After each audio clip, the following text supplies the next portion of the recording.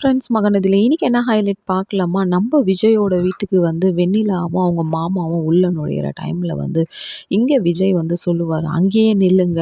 நம்மோது, "என்ன என்ன என் வீட்டுக்குள்ள விட மாட்றீங்கன்னும்போது, ஓஹோ! அப்ப நீ எல்லாமே பண்ணிட்டு வருவ, உன்ன நான் வீட்டுக்குள்ள சேர்த்துக்கணுமான்னும்போது, பாட்டி திட்டினே இருக்கும்போது, "பாரு விஜய், பாட்டி எப்படி சொல்றாங்க, நீ அமைதியாவே இருக்க." "ஆமா, அவங்க சொல்றதுல என்ன இருக்கு?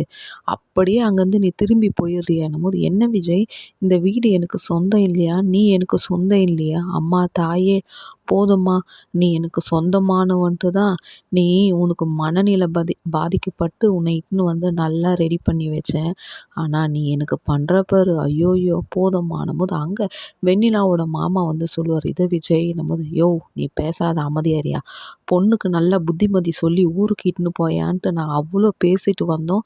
இங்க வந்து கூட்டுக்களவாணிங்க கூடலாம் சேர்ந்துக்கின்னு என்ன அமக்கலமா பண்ற, உன்னை வச்சுக்கிறேன் இருயான்ட்டு விஜய் ரொம்ப கோவமா பேசுறாருங்க.